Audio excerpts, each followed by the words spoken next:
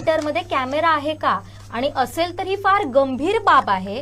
कारण महिला असतात, मुली असतात, आजूबाजूला वावरत असतात. हा प्रत्येक माणसासाठी गोपनीयतेचा भंग असतो. नेमकं काय आहे वास्तव? नाही, आता यांनी म्हटलं तो कॅमेरा जो आहे का, तर मला तर नाही वाटत की त्याच्यामुळे काही गोपनीयतेचं बंधन म्हणजे असं काही त्याच्यामुळे काही भंग पावणार आहे. ओके, पण असतो का? ओके, तो जो इंडिकेशन आहे साहेब, मान्य करा ती आहे ती तरी तोंडावरती सांगा सगळ्यांना, पूर्ण ग्राहकांना कळू दे. तो इंडिकेटर आहे तो एक. तो कॅमेऱ्यामधून तुम्ही आमच्या प्रायव्हेट गोष्टी तुम्ही कॅप्चर करताय. हे जे चुकीचं आहे, ज्याचा ऍक्सेस तुमच्याकडे आहे, तुमची जी सिस्टीम बसली आहे, ERP सिस्टीम जी तुम्ही वापरताय त्याच्यासाठी, हे सगळं तुम्ही आमची प्रायव्हसी ओढून घेताय. आमच्या घरातल्या महिला सुरक्षित नाहीये तुमच्यामुळे. आणि कोणी मागितलंय तुमच्याकडे?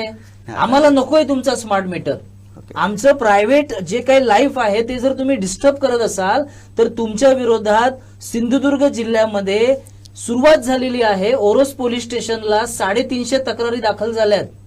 तुम्ही आमच्या गोपनीयतेचा भंग केला म्हणून तुमच्यावर कारवाई होईल, तुम्हाला अटक होईल. आणि याच्या पुढे जाऊन सुद्धा तुमच्या ज्या वेगवेगळ्या यंत्रणा आहेत, CGRF असेल, ग्राहक तक्रार निवारण मंच असेल, विद्युत लोकपाल असेल, जिल्हा कोर्ट असेल, हायकोर्ट असेल, ह्या सगळ्या ठिकाणी सिंधुदुर्ग जिल्हा वीज ग्राहक संघटनेच्या वतीने इथं मी जबाबदारीने व्यक्त करतो की लवकरच या सगळ्या ठिकाणी आम्ही याचिका दाखल करणार आहोत. सर, हे जे कॅमेरे असलेले स्मार्ट मीटर आहेत ते नेमके कुठल्या कंपनीचे आहेत मग?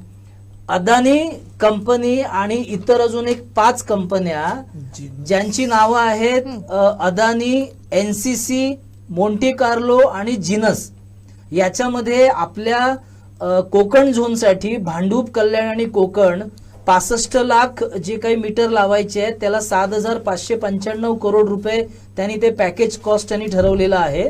आणि टोटल ह्या सगळ्या 5ही कंपन्यांना त्यांनी काम दिलेलं आहे. ह्या इतर कंपन्या सुद्धा ह्या अदानींच्याच आहेत की काय असा थोडासा संशय आहे. आणि अदानीला भविष्यामध्ये ही सगळी महावितरण कंपनी सरेंडर करणार आणि आपलं सगळंच ताब्यात देऊन हे बाजूला राहणार.